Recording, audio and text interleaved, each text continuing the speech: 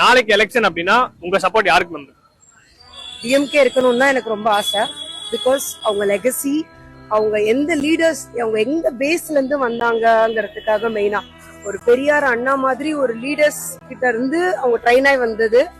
But அதுக்கு strong opposition இருக்கணும்னு நான் ரொம்ப ஃபீல் பண்றேன். இப்ப வந்து அப்போசிஷன் இல்லைன்னு நினைக்கிறீங்களா? அப்போசிஷன் அந்த அளவு ஸ்ட்ராங்கா இல்ல. ஜெயலலிதா மேம் இருந்த அளவுக்கு ஒரு அப்போசிஷன் இருக்கான்னு கேட்டா சாரி இல்ல. மேம் இப்ப வந்து டிவிகே வந்து பாலிடிக்ஸ்ல எப்படி பண்ணிட்டு இருக்காங்க மேம் தமிழ்நாட்டுல? இன்னும் நிறைய பண்ணணும்.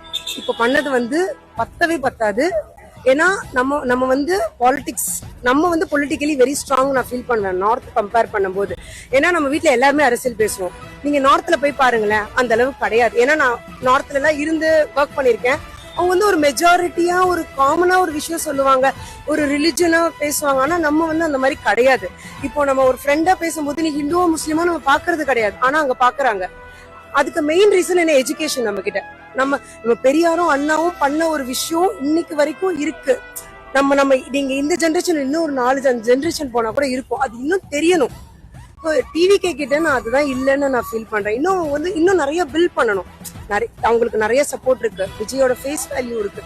இதெல்லாம் வச்சு அவங்க they have to build more நல்ல knowledgeable. அவங்க பேஸ் தொண்டர்ல இருந்து மேல இருக்கிற எல்லாருக்கிட்ட வரைக்கும் நல்ல நாலேஜபிளா இருக்கு. இப்போ ஒரு கட்சி கூப்பிடுறாங்கல்ல, ஒரு எனிவே குரூப் அப்பதான் மேல வருது இல்லையா?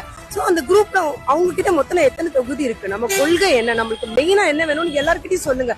ஜஸ்ட் பிகாஸ் எனக்கு வந்து விஜய் ஃபேன் பேஸ் இருக்கு, எனக்கு விஜய் பிடிக்கும் நான் ஓட்டு போடுவேன், இல்ல எனக்கு ஒரு சேஞ்ச் வேணும் நான் ஓட்டு போடுவேன் அப்படின்னு சொல்றதை தாண்டி நீ வந்து நான் இதை பண்றேன் நீ ஓட்டு போடு, என் தொகுதியில இந்த பிரச்சனை இருக்கு, நீ இறங்கி போய் வேலை பாருங்க. எனக்கு இதுதான் ஒரு வருத்தம். நீங்க இந்த 2026 எலெக்ஷன்ல நீங்க இது பண்ண போறீங்க, கண்டெஸ்ட் பண்ண போறீங்க. சோ நீங்க இன்னும் வேலையை முன்னாடியே ஆரம்பிச்சிருக்கலாமே. அதுவும் எனக்கு ஒரு வருத்தம் இருக்கு.